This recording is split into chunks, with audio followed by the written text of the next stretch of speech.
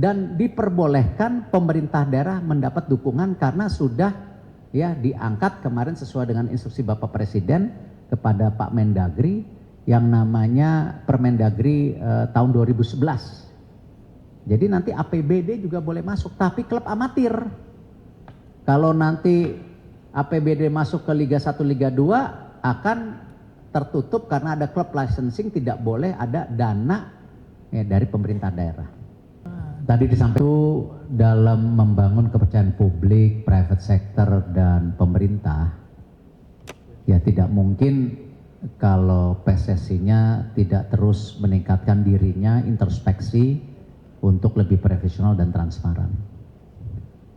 Di situ juga kenapa ini bukan promosi, ya PSSI juga mulai sekarang memfokuskan diri membangun talenta pengelolaan sumber daya manusia untuk di organisasi PSSI dengan lahirnya Garuda Academy yang didukung oleh FIFA dan AFC, di mana untuk batch 1 itu memakai kurikulum FIFA, direkrut 100 orang, alhamdulillah yang daftar kemarin hampir 4 kali lipat ya kan, tapi sayang yang diterima harus 100. Nah dari 100 itu nanti digodok menjadi 80 dengan kurikulum FIFA, dari 80 digodok menjadi 30 dengan kurikulum AFC, lalu digodok lagi menjadi 10 dengan kurikulum AFC. Berarti artinya sudah ada 10 terbaik untuk menyambung leadership yang ada di PSSI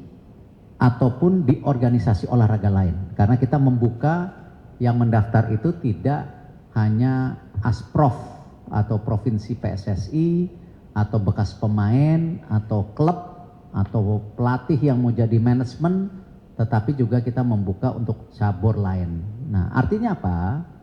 Tadi yang disampaikan Pak Victor, kalau nanti sistemnya terbangun, leadershipnya terbangun, profesionalismenya terus dibangun sehingga kepercayaan tetap sustain, tetap ada, ya itu yang kita harapkan, yang namanya kerjasama dengan private sector, pemerintah, ataupun berbagai pihak bisa menjadi sebuah program berkelanjutan.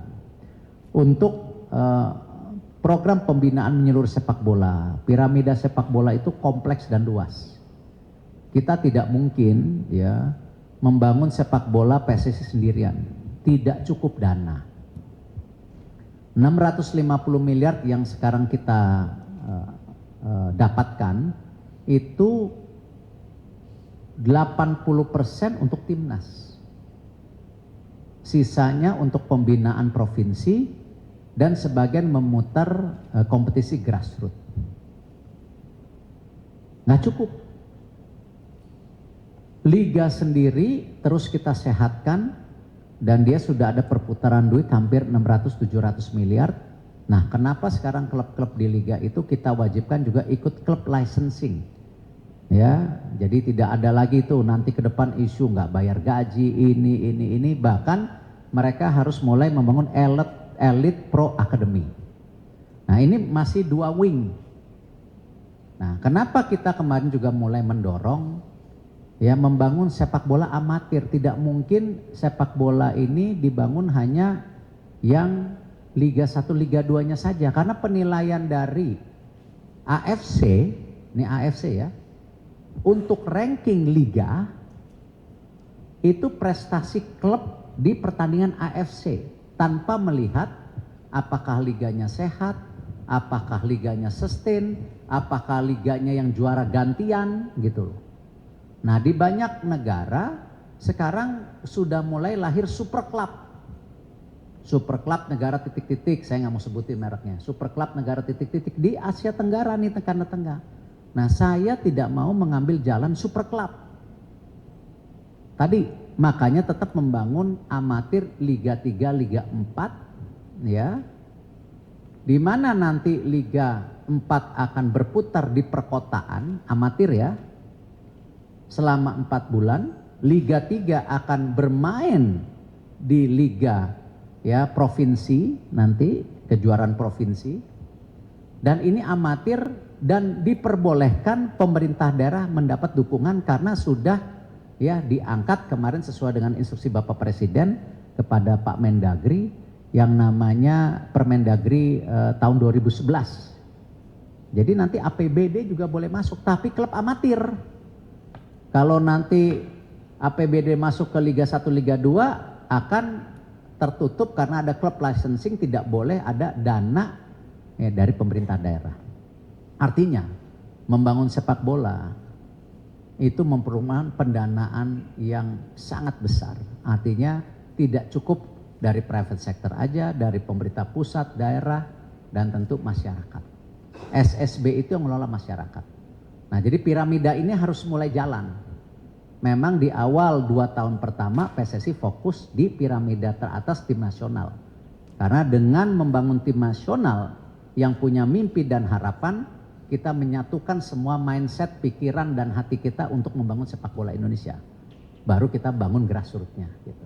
Ini bukan salah dan benar, ya, tapi ini yang kita lakukan, dan alhamdulillah kemarin saya diundang di Singapura jadi pembicara di seluruh negara, ya, di situ dihadiri dari Jepang, dari negara-negara Asia, Asia Tenggara, pemerintah dari berbagai pihak untuk memaparkan bagaimana transformasi yang terjadi PSSI, ya, di seluruh member yang ada, gitu. Baik, pertanyaan. I mentioned at the beginning the programs that the Federation builds is not dividing between women and men football teams, especially for the national teams. But I think it's important when you create a programs, there should be a consistency on building that programs. The fact also momentum is also important.